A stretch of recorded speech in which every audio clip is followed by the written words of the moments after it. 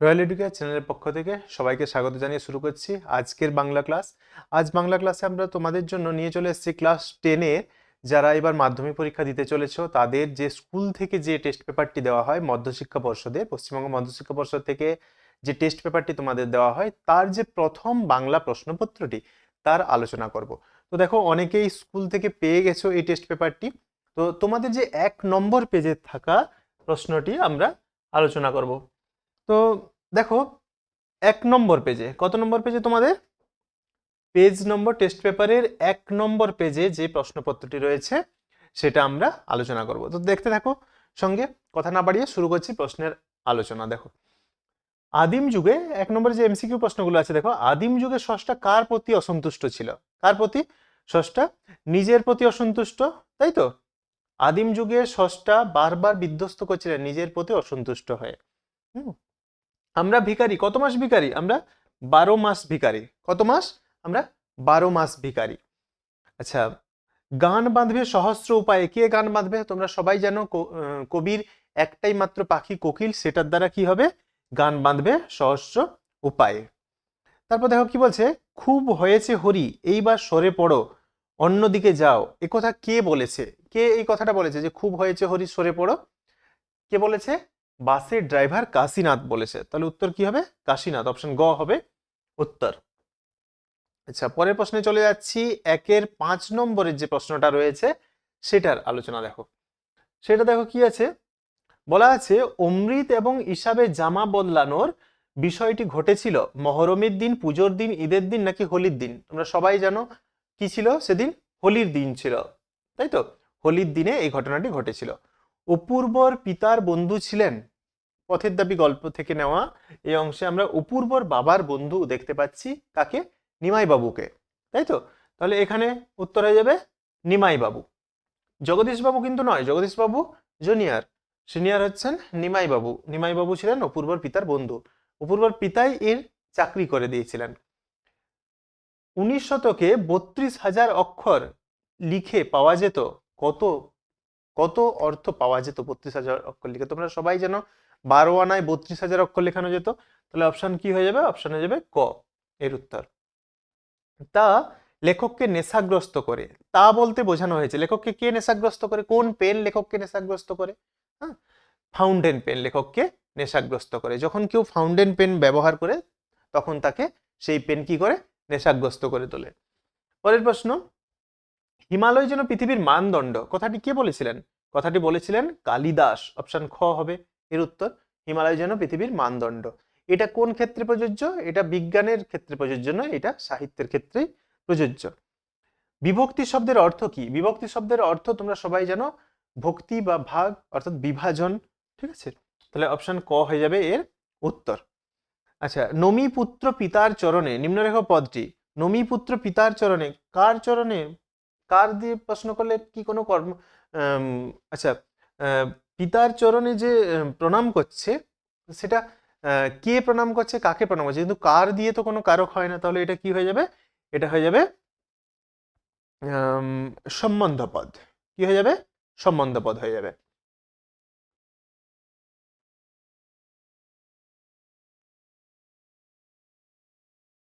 আচ্ছা, 1-এর 2 দেখো, সরি 1-এর 12 দেখো কি বলছে, গ্রামান্তর। গ্রামান্তর কি হবে? অন্য গ্রাম, তাই তো? তাহলে এটা হয়ে যাবে নিত্য সমাসের উদাহরণ। উপনগরী, উপনগরী, উপনগরী কি? নগরের মতো যেগুলো হয় সেগুলোকে আমরা কি বলি? উপনগরী। তাহলে এটা কি অর্থে? সাদৃশ্য অর্থে, সমীপ্য অর্থে, পশ্চাৎ অর্থে নাকি বিপসা অর্থে? উত্তর হয়ে যাবে সদৃশ্য অর্থে। সদৃশ্য অর্থে, নগরের মতো। তাই বাবুটি স্বাস্থ্য গেছে কিন্তু শখ 16 আনা বজায় আছে, গঠনগত ভাবে এটি কি বাক্য? দেখো, বাবুটি স্বাস্থ্য গেছে কিন্তু, এই যে কিন্তু শব্দটা, কিন্তু পদটির দ্বারা আমরা কি বুঝতে পারলাম? এটা কি হয়ে যাবে? এটা হয়ে যাবে যৌগিক বাক্য। কি হবে? যৌগিক বাক্য। সে সে সারাদিন পরিশ্রম করে গভীর রাত্রে বাড়ি ফিরিল। এই বাক্যে নিম্নরেখ অংশটি কি? উদ্দেশ্য, বিধেয়, উদ্দেশ্যের সম্প্রসারক নাকি বিধেয় সম্প্রসারক? উত্তর হয়ে যাবে বিধেয়, ঠিক আছে? ছবিটি শ্যামের দ্বারা অঙ্কিত, শ্যাম ছবিটি এঁকেছে। দেখো, এটা বাক্যে কি বাচ্য? এই যে বাচ্য পরিবর্তনটি হচ্ছে এটা কি, ছবিটি শ্যামের দ্বারা অঙ্কিত, তাহলে আমরা কি বুঝতে পারছি, এটা কর্মকারক, সরি ভুল বলছি, কর্মবাচ্য। এবারে শ্যাম ছবিটি এঁকেছে, তাহলে এটা কি হয়ে গেল, কর্তৃবাচ্য, তাহলে কর্মবাচ্য থেকে কর্তৃবাচ্য কোথায় আছে দেখতে হবে, কর্মবাচ্য থেকে কর্তৃবাচ্য, অপশন গ হয়ে যাবে এর সঠিক উত্তর। শাঁখ বাজে, এটি কোন বাচ্যের উদাহরণ, শাঁখ বাজে যখন কর্তা অনুপস্থিত কর্মকর্তার ভূমিকা পালন করে তখন আমরা জানি যে সেটা হয় কর্মকর্তৃবাচ্য, তাহলে এখানেও সেটাই ঘটেছে, এখানে হয়ে যাবে কর্মকর্তৃবাচ্য, অর্থাৎ অপশন ঘ হয়ে যাবে সঠিক উত্তর। আচ্ছা, এখানে 17টা হয়ে গেল। এবার আমরা চলে যাব 2-এর দাগের প্রশ্নগুলোতে। 2-এর দাগের প্রশ্নগুলো যেটা তোমাদের ওই টেস্ট পেপারে দেখো, মাধ্যমিক টেস্ট পেপার যেটা 25-26, এখানে তোমাদের 2-এর দাগে রয়েছে এগুলো, ঠিক আছে, 2 পৃষ্ঠাতে রয়েছে। কি কি দেখো, প্রথম প্রশ্ন কি, 2-এর 1-এর 1 দেখো কি আছে, ক্রমশ ও কথাটাও ছড়িয়ে পড়ে, কোন কথাটা ছড়িয়ে পড়ে, কোন কথা ছড়িয়ে পড়ে, তপনের গল্পটা যে মেশো কারেকশন করে দিয়েছে সেই কারেকশন করে দেওয়ার কথাটা ছড়িয়ে পড়ে। পরের প্রশ্ন, বলতে বলতে সিঁড়ি থেকে নেমে গেলেন বিরাগী, কি বলতে বলতে নেমে গেলেন বিরাগী, বিরাগী সিঁড়ি থেকে নেমে গেলেন, কি বলতে বলতে নেমে গেলেন, তিনি বললেন যে আমি যেমন, তিনি তো সেই অর্থ জগদীশবাবু দেওয়া অর্থ গ্রহণ করেন না, তখন তিনি বলেন আমি যেমন ধুলো মারিয়ে যেতে পারি তেমনি অনায়াসে আমি সোনাও মারিয়ে যেতে পারি, এই কথা বলতে বলতে তিনি নেমে গেলেন। গিরিশ মহাপাত্রের ট্যাঁকে এবং পকেটে কি কি ছিল, ট্যাঁকে ছিল একটি টাকা এবং গন্ডা 6 পয়সা, এবং পকেটে তার গাঁজার কলিকা, কাঠের ফুটরুল, তারপর কম্পাস মাপ করার, তারপর মাচিস, দেশলাই অর্থাৎ যেটা বিড়ি, এই সমস্ত কিছু তার পকেটে পাওয়া গেছিল, আর ট্যাগ থেকে একটি টাকা এবং গন্ডা 6 পয়সা পাওয়া গেছিল। পরেরটা দেখো কি আছে, অমৃতকে কে কেন খোলা মাঠে নিয়ে এসেছিল, কে নিয়ে এসেছিল, অমৃতকে কে নিয়ে এসেছিল, কালিয়া নিয়ে এসেছিল, কেন নিয়ে এসেছিল না তার সঙ্গে লড়াই করবে বলে, হ্যাঁ, যে দেখবে তার কত শক্তি।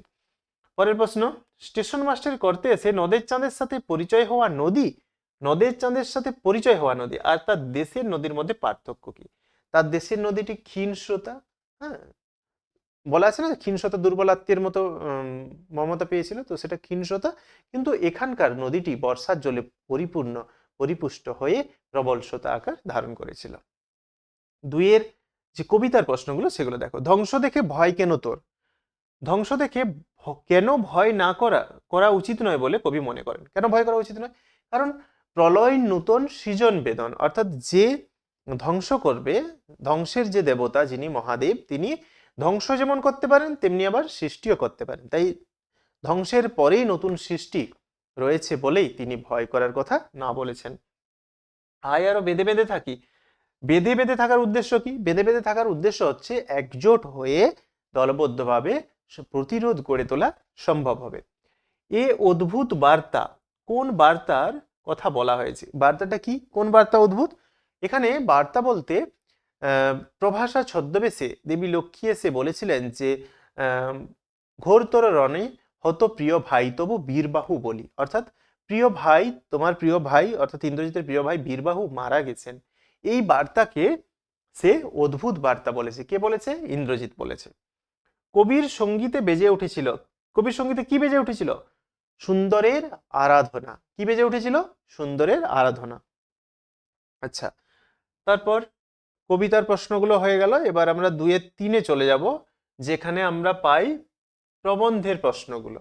প্রবন্ধ থেকে কি আছে দেখো, আচ্ছা এখানে একটা প্রশ্ন বলা হয়নি, কবির সঙ্গীতে বেজে উঠেছিল সুন্দরের আরাধনা, আচ্ছা চিত্রের পতলি সমা, চিত্রের পতলি সমা এমন বলার কারণ কি, চিত্রের পতলি সমা বলার কারণ হচ্ছে এখানে যে যে সমস্ত কন্যাগুলো অর্থাৎ পদ্মাবতী যারা পড়েছিল সমুদ্রের পাড়ে, হ্যাঁ, তার রূপের সৌন্দর্য এতটাই যে তাকে ছবির মতো তাকে মনে হচ্ছিল, তাই বলা হচ্ছিল চিত্রের পতলির সমা, অর্থাৎ চিত্রের পতলির মতো।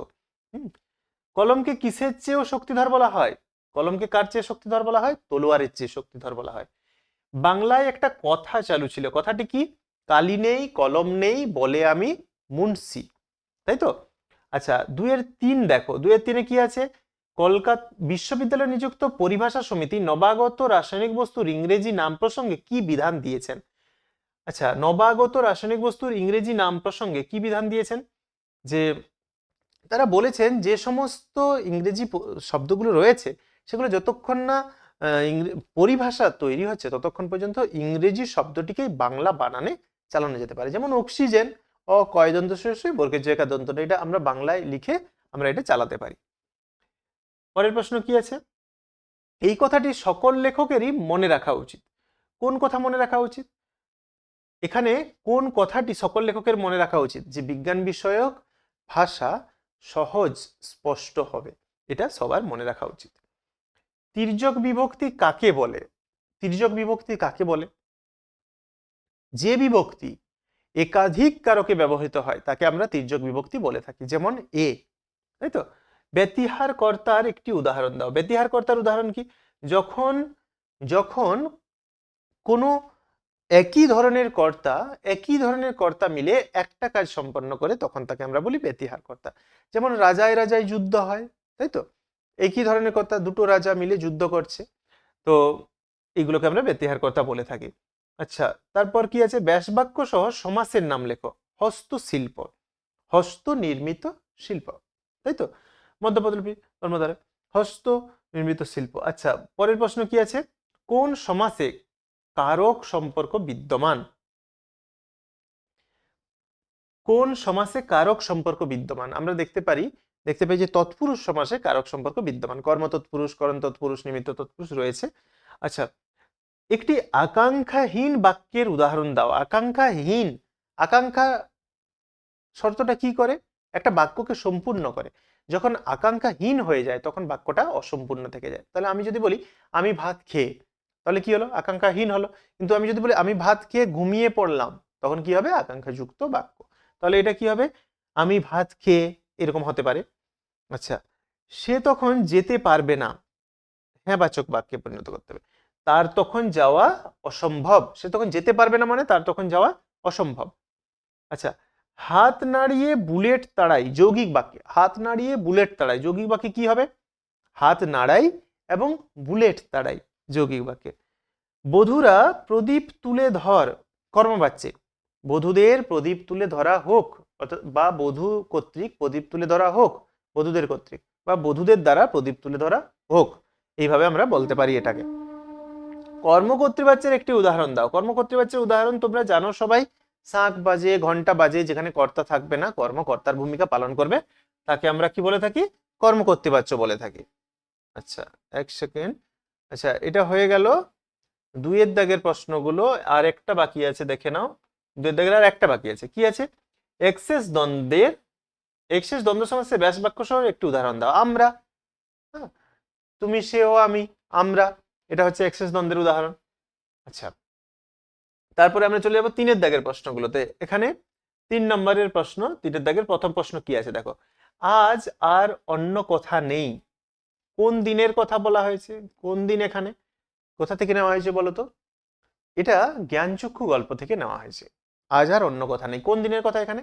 যেদিন তপনের গল্পটা সন্ধ্যাতারা পত্রিকায় ছাপানো হলো, ছাপানোর পর মেসোমাসি নিয়ে তপনের বাড়িতে হাজির হলো, সেই দিনের কথা বলা হয়েছে। সেদিন অন্য কোনো কথা নেই কেন? কারণ সেদিন তপনের গল্প মেসো ছাপিয়ে দিয়েছে, মেসোর মহত্বের কথা, তপনের গল্প প্রকাশিত হয়েছে, এই সমস্ত গল্পই সেদিন হচ্ছিল, তাই সেদিন আর অন্য কথা হচ্ছিল না। আচ্ছা, লোকটি কাশিতে কাশিতে আসছিল, লোকটি কে? এখানে লোকটি কে? লোকটি হচ্ছে, আমরা জানি একে গিরিশ মহাপাত্র হিসেবে, যে আসলে সব্যসাচী মল্লিক, কিন্তু তাকে আমরা এখানে গিরিশ মহাপাত্র হিসেবেই জানবো। তো সেই লোকটির কথা বলা হচ্ছে গিরিশ মহাপাত্র। তাকে দেখে অপূর্বর কি মনে হয়েছিল? তাকে দেখে অপূর্বর মনে হয়েছিল তার যে পোশাক আশাক সেটা কোনোটাই, সবই হাস্যকর, কিন্তু তার শরীরও যেন মৃত্যুর দিকে এগিয়ে গেছে। কিন্তু তার যে চোখের দৃষ্টি, যেখানে চোখের এমন এক অতল গভীর, যেখানে মৃত্যু পর্যন্ত প্রবেশ করতে সাহস পায় না, আর সেটার দ্বারাই সে যেন জীবিত আছে। অপূর্ব সেই দিকে লক্ষ্য করলো, সেটাকে অপূর্বর মনে হয়েছিল। আচ্ছা, যেখানে শহর ছিল, শহরের কি পরিণতি হয়েছিল এবং কেন? যেখানে শহর ছিল সেখানে কি পরিণতি হয়েছিল? সেখানে ছড়িয়ে রইল কাঠকয়লা, দোমড়ানো লোহা, মৃত পাথরের মূর্তির বীভৎস মাথা, হ্যাঁ, আর রক্তের একটা কালো দাগ। তো এরকম পরিস্থিতি কেন হয়েছিল, কেন এরকম পরিস্থিতি হয়েছিল? এরকম পরিস্থিতি হওয়ার কারণ হচ্ছে সেই সমস্ত সমতলে আগুন ধরে গিয়েছিল, যুদ্ধ সৃষ্টি হয়েছিল, সে সমস্ত সমতলে আগুন ধরে গিয়েছিল। তাই তার মিষ্টি বাড়ি, ঝুলন্ত বিছানা, ছড়ানো করতলের মাথা মতো পাতা সব কিছু ধ্বংস হয়ে গেছিল, জ্বলে গেছিল, আগুনে পুড়ে গিয়েছিল। হুম। আচ্ছা, তথা কন্যা থাকে সর্বক্ষণ, এখানে কন্যাটি কে? কন্যা কে? এখানে কন্যা হচ্ছে পদ্মা, সমুদ্র রাজার কন্যা পদ্মা। এখানে পদ্মার কথা বলা হয়েছে, পদ্মাবতী নয়, পদ্মার কথা এখানে বলা হয়েছে। তিনি কোথায় সর্বক্ষণ থাকেন? তিনি সমুদ্রের পাড়ে দিব্যস্থান দেখে, যে পাহাড়ের কাছে যে সমুদ্রের পাড়ে যে পাহাড় রয়েছে, পাহাড়ের কাছে সে একটা দিব্য পুরী নির্মাণ করেছিল। হ্যাঁ, নানান হেমরত্ন বসিয়ে সেই সুন্দর পুরী নির্মাণ করেছিল, তার কাছে উদ্যান রচনা করেছিল। সেখানে সে সর্বক্ষণ থাকে, সব সময় সে সেখানে থাকে। আচ্ছা, তারপরে চলে যাব যে পাঁচের প্রশ্ন আছে। কিসের পাঁচের প্রশ্ন? গল্পগুলোতে দেখো, তার থেকে দুঃখের কিছু নেই, তার থেকে অপমানের। কার কথা বলা হয়েছে? কার কথা বলা হয়েছে? কিসের থেকে দুঃখের কিছু নেই? নিজের লেখা পড়তে বসে অন্যের লেখা পড়া, এর থেকে দুঃখ আর কিছু হতে পারে না। জীবনের কোন অভিজ্ঞতার মধ্য দিয়ে সে এই সিদ্ধান্তে পৌঁছেছে? কোন অভিজ্ঞতা? সে প্রথমে তো সে জানতো না যে লেখকরা সাধারণ মানুষের মতো মানুষ হয়। তারপর মেসোকে দেখে সে জানলো এবং গল্প লিখতে শুরু করলো। লেখার পর সে ভেবেছিল যে তার মেসো তার লেখা গল্প ছাপিয়ে দেবে এবং তারই বয়সী হাজার হাজার ছেলের হাতে ঘুরবে। তাই সেই দিনটির জন্য সে অপেক্ষা করছিল। তারপর যখন মেসো এসে তার বাড়িতে পৌঁছয়, তখন তার বুকের রক্ত ছলকে ওঠে। তখন খুশি হয়, খুবই খুশি হয়। তারপর সে যখন গিয়ে পড়তে বসে গল্পটা, তখন দেখে মেসো তো একটু কারেকশনের কথা বলেছিল, কিন্তু না, একটু কারেকশন নয়, মেসো আগাগোড়া বদলে দিয়েছেন, তার পাকা হাতে সম্পূর্ণটা বদলে দিয়েছে। এখানে তপনের শিল্পসত্তা এখানে আঘাতপ্রাপ্ত হয় এবং এই আঘাতের চুরমার হয়ে যায় তার মানসিকতা, এবং সে ভাবে যে সে প্রতিজ্ঞা করে তখনই কোনো রকমে পড়ে সে ছাদে উঠে যায় এবং শার্টের তলা দিয়ে চোখ মুছে তারপর সে প্রতিজ্ঞা করে যে যদি কখনো লেখা ছাপতে দেয় সে নিজে গিয়ে দেবে, তার কাঁচা হাতের লেখা ছাপা হয় হোক না হয় না হোক, এইখানে সে প্রতিজ্ঞা করে বসে। তো এই অভিজ্ঞতার মধ্য দিয়ে সে বুঝতে পারে যে তার যে দিনটা সব থেকে সুখের দিন হওয়ার কথা ছিল, সেই দিনটা তার হয়েছে সব থেকে দুঃখের দিন। হ্যাঁ, তাই সে সেই সিদ্ধান্তে পৌঁছেছিল। এটা তবে একটু বড় করে লিখতে হবে, আমি সংক্ষেপে তোমাদের বলে দিলাম। হরিদার জীবনে একটা নাটকীয় বৈচিত্র্য আছে। হরিদা কে? প্রথম প্রশ্ন হচ্ছে হরিদা কে? এটা এক নম্বরের প্রশ্ন। তোমরা কি লিখবে? সুবোধ ঘোষ রচিত বহুরূপী গল্পের অন্যতম প্রধান পুরুষ চরিত্র তথা নায়ক চরিত্র হলেন বহুরূপী হরিদা। তারপর প্যারা চেঞ্জ করতে হবে। প্যারা চেঞ্জ করে কি লিখবে? তার কর্মকাণ্ডের মধ্যে যে নাটকীয় বৈচিত্র্য ধরা পড়েছে তা গল্প অনুসারে লেখো। তার কর্মকাণ্ডের মধ্যে নাটকীয় বৈচিত্র্য, সে কি কর্ম করে? বহুরূপী সাজ পোশাক গ্রহণ করে। প্রথমে সে সেজেছে পাগল, টিনের কৌটোর মালা পরে, মুখ দিয়ে লালা ঝরছে, হাতে একখানি ইট নিয়ে ছুটে যাচ্ছে বাসের পেছনে পেছনে, সেখানে তার এক নাটকীয় বৈচিত্র্য। তারপর সে আবার বাইজি সেজেছে, হাতে ফুল সাজি নিয়ে সে সুন্দর ভাবে সেজে সে হেলে দুলে চলছে, লোকের চোখ কপালে উঠছে যারা নতুন এসেছে। তো তারপর সে পুলিশ সেজেছে, তারপর সে কাপালিক সেজেছে, অবশেষে সে বিরাগী সেজে জগদীশ বাবুকে পর্যন্ত বুঝতে দেয়নি। জগদীশ বাবু কেন, তার যে বন্ধুরা কাছে দাঁড়িয়েছিল ভবত সোনাদি, তারাও পর্যন্ত সে কথা বুঝতে পারেনি যে সেটা সত্যিকারের হরিদা নাকি সত্যিকারের বিরাগী সে। তারপর যখন হরিদার বাড়ি যায় তখন তারা বুঝতে পারে। তো এই যে তার পেশা, এই তার পেশার মধ্যে আমরা কি দেখতে পাচ্ছি? এক নাটকীয় বৈশিষ্ট্য আমরা চোখে পড়ছে, তার নাটকীয়তা চোখে পড়ছে। তো এই নাটকীয় বৈচিত্র্যগুলো তার যে জীবনে কখনো চাল ফোটে, কখনো হাঁড়িতে কখনো চাল ফোটে, ভাত ফোটে না, অভাবটাকে সে সহ্য করতে পারে, কিন্তু সে বাঁধা ধরা নিয়মে সে চলবে না। এইভাবে তার জীবন এবং জীবিকা হয়ে উঠেছে বৈচিত্র্যময়, নাটকীয় বৈচিত্র্যময়। আচ্ছা, পরের প্রশ্ন আমরা কবিতার যে প্রশ্নগুলো সেখানে চলে যাব।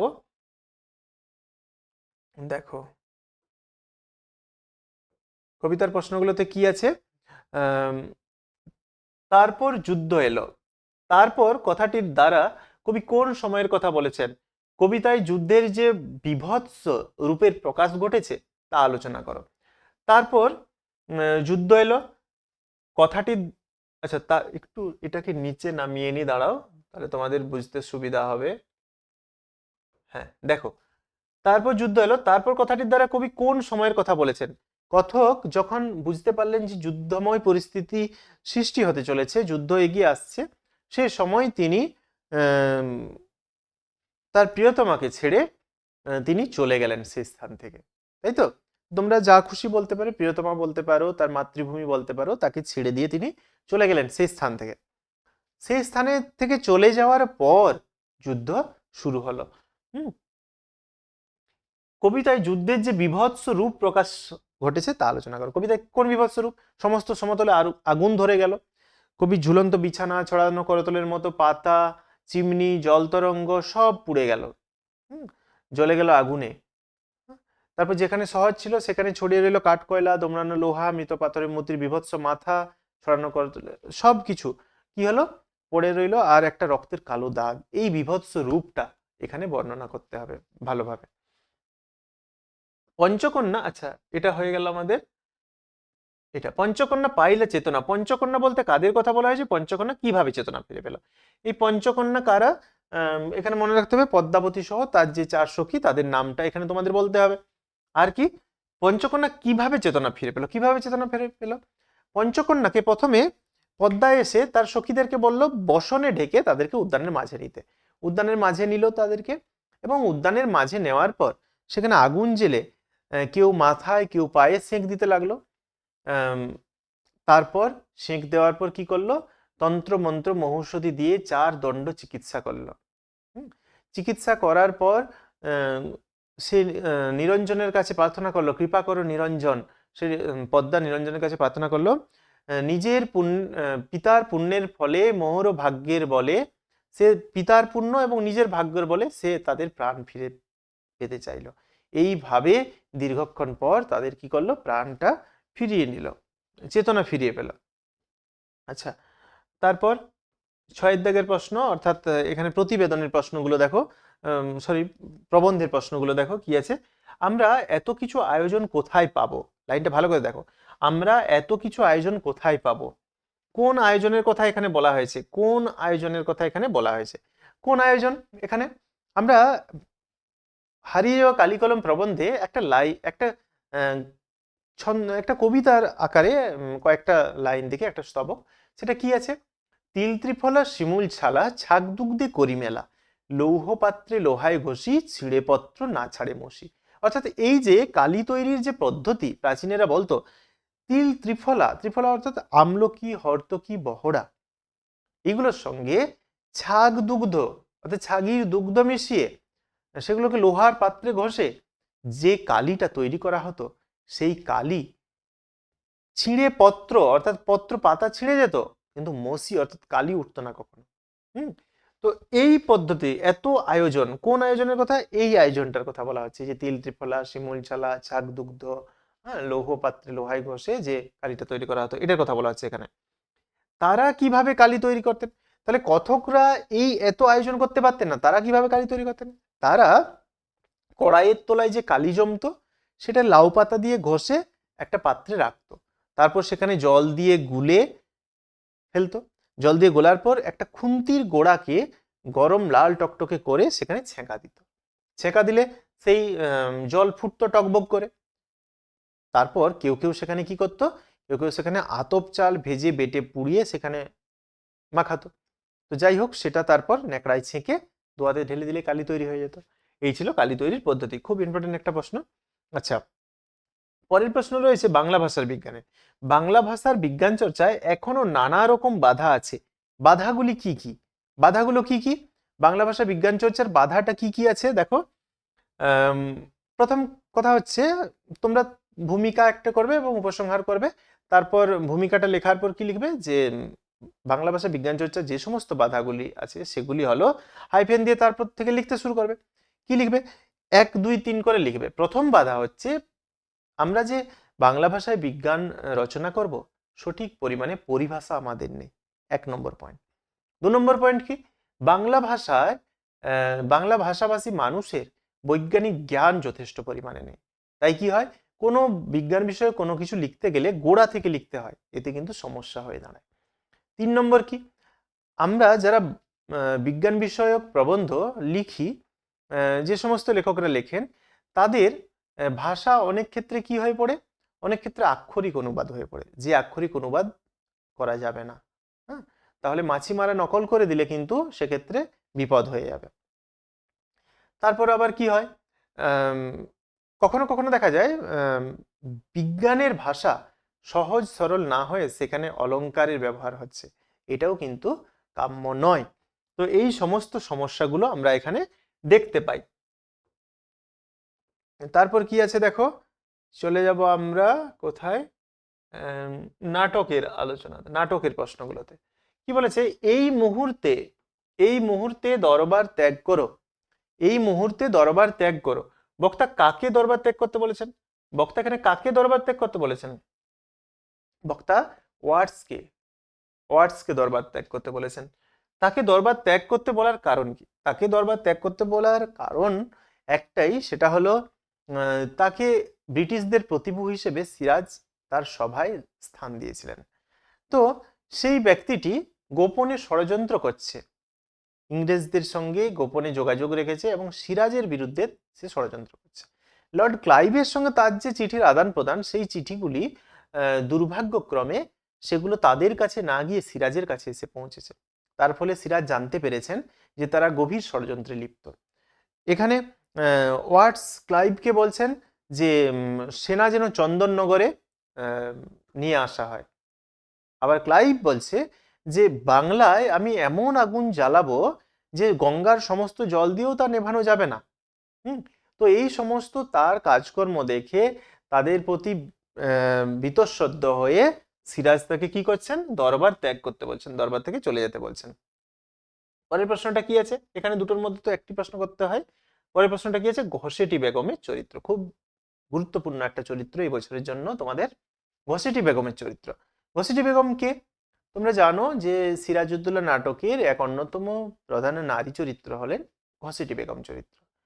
লুৎফান্নেসা বেগম ছাড়া আর যে নারী চরিত্রটি এই নাটকে গুরুত্বপূর্ণ ভূমিকা রয়েছে, বা লুৎফান্নেসা বেগম ছাড়া আর একমাত্র যে নারী চরিত্রটি রয়েছে সেটি হলো ঘসেটি বেগমের চরিত্র।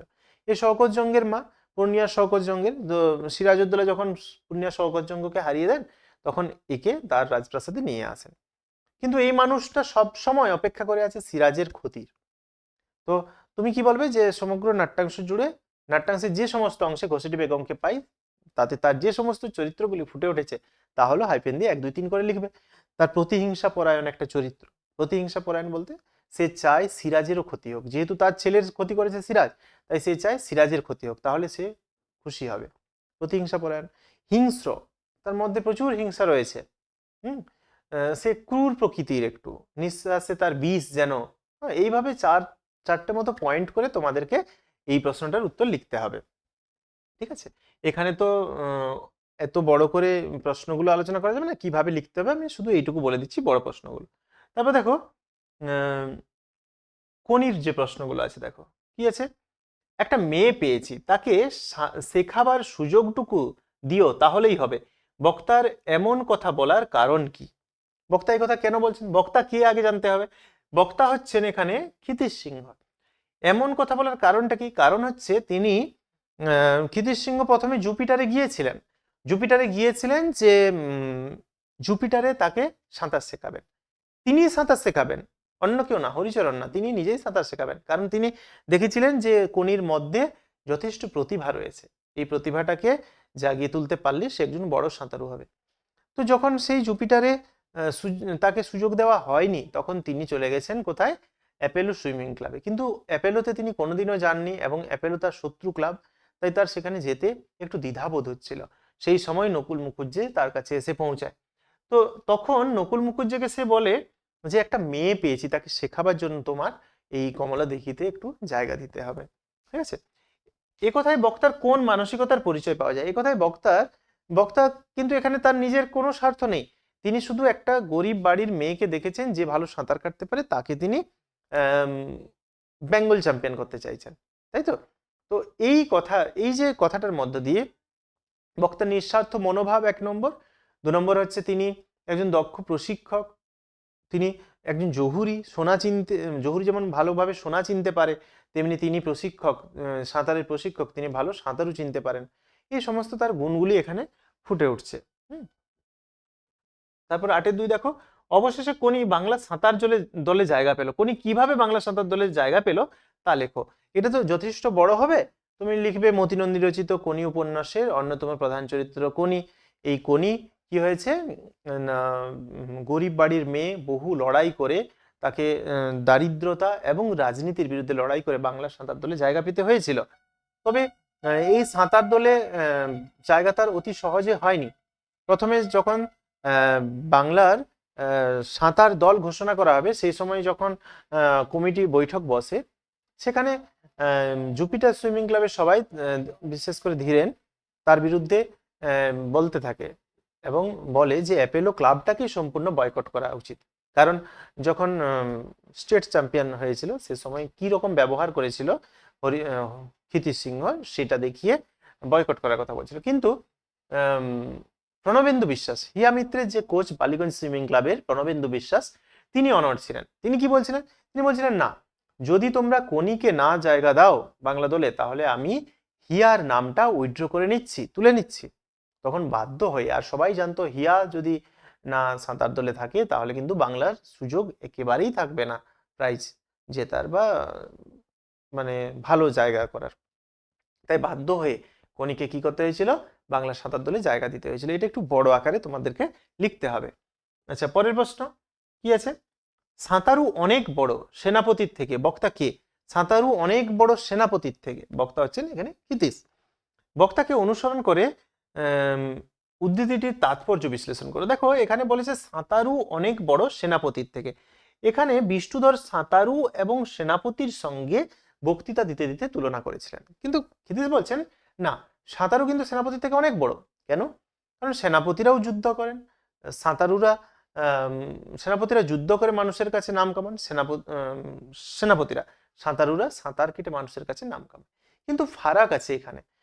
এই যে সেনাপতি, এই সেনাপতিকে কেউ ভালোবাসবে, কেউ ঘৃণা করবে, তাই তো? যুদ্ধকালে যাদের পক্ষে সেনাপতি তাদেরকে ভালোবাসবে এবং যার বিপক্ষে তারা ওই সেনাপতিকে ঘৃণা করবে। কিন্তু একজন সাঁতারু, তাকে কেউ ঘৃণা করবে না, সে সারা বিশ্বের সে অনুপ্রেরণা দান করবে। তাই এখানেই সাঁতারু এবং সেনাপতির মধ্যে একটা ফারাক রয়েছে। আচ্ছা, তারপরে তোমাদের ইটুবিটা রয়েছে, এটা দেখে নাও একটু। Rabindranath had his own idea of education. Rabindranath ঠাকুরের একটি নিজস্ব শিক্ষা ভাবনা ছিল। হি believe that one can learn as much from nature as from books. তিনি প্রকৃতির মধ্যে থেকে যে শিক্ষা লাভ করা যায়, প্রকৃতির মধ্যে বসে যে চার দেওয়াল নয়, শিক্ষা লাভ করা যায় প্রকৃতির মধ্যে থেকে, সেটা তিনি বিশ্বাস করতেন। আচ্ছা, for this reason he started a school of his own at Santiniketan. তাই তিনি কি করলেন? তিনি এই বিশ্বাস থেকে তিনি তার নিজের স্কুল শান্তিনিকেতন প্রতিষ্ঠা করলেন। It is called Visva Bharati. এটা বর্তমানে বিশ্বভারতী নামে পরিচিত। ঠিক আছে। আচ্ছা, তারপর দেখো চলে যাচ্ছি কোথায়? আচ্ছা, 10 নম্বর 11 নম্বরে, 10 নম্বর 11 নম্বরে তোমাদের এখানে অ্যান্সার কি দেওয়া রয়েছে? কোনটা? ওই একের দাগের গুলো, এমসিকিউ গুলো। যাই হোক, দেখো আমরা 10 নম্বর 11 নম্বরে চলে যাচ্ছি। 10-এ কি আছে? 10-এ আছে রক্তদানই জীবনদান, এই বিষয়ে একটি প্রতিবেদন। প্রতিবেদন লিখতে হবে। প্রতিবেদন যেভাবে লিখতে হয় তোমরা সবাই জানো, একটা শিরোনাম দিয়ে, তারপর নিজস্ব সংবাদদাতা, স্থান কাল দিলে, তুমি স্থান আর ডেট দিলে, তারপর কোথায় হলো, কেন হলো, কিভাবে হলো, কি কি হলো, এইসব ঘটনা লিখলে, এবং অবশেষে একটু সরকারকে দোষারোপ করার মতো করে, বা সরকারের কি করণীয়, কি করা উচিত, কি করছে না, এগুলো লিখে তুমি শেষ করতে পারো। আর একটা সংলাপ, এই সংলাপের থেকে তোমরা চাইবে প্রতিবেদনটা করার জন্য। আচ্ছা, অবশ্যই 11 দাগে তোমাদের যে রচনাগুলো রয়েছে, দেখো বিজ্ঞান বনাম কুসংস্কার, এটা বিজ্ঞানটা তোমরা রেডি করলে এটা লিখতে পারবে। বাংলার উৎসব, পরিবেশ সচেতনতা ও ছাত্র সমাজ, তোমার জীবনের লক্ষ্য। তো এই ছিল আজকের আলোচনা। যদি ভিডিওটা ভালো লাগে অবশ্যই ভিডিওটাকে একটা লাইক দিও এবং চ্যানেলটি সাবস্ক্রাইব করে রাখো। এবং অবশ্যই আমি বলবো তোমরা কমেন্ট করে জানাও যে এই রকম আলোচনাতে তোমাদের উপকার হচ্ছে কি হচ্ছে না।